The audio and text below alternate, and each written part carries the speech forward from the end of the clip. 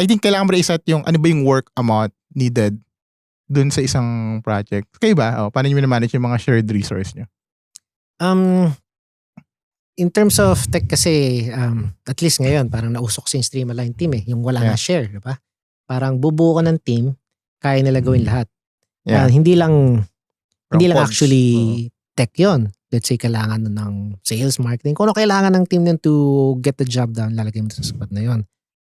Pero every now and then, syempre, parang hindi mo maiiwasan na meron kang shared resource.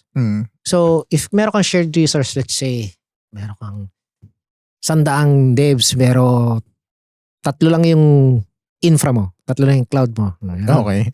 So, yun medyo mahirap maging shared resource kasi ma-overutilize yung 3 cloud infra mo. The amount of tickets coming in won't be enough, would be too much for 3 people.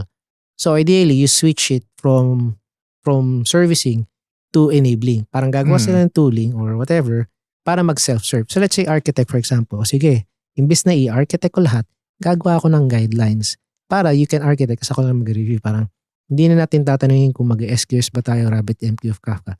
Lagi tayong MQ, for example. Hindi natin tatanungin kung synchronous ba tayo o synchronous. Lagi tayong synchronous. Hindi mo natatanungin kung Python pa tayo, lagi tayong whatever. Gagawa ka na ng guidelines para mag-adhere sila tapos review ko na lang. Pero gano'n. Ngayon, let's say, for example, kailangan talaga kumilos. Then, kailangan mo talaga ma-manage yung capacity.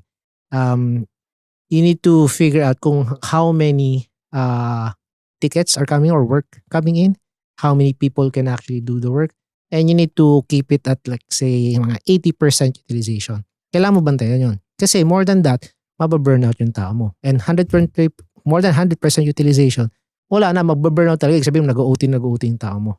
So yun.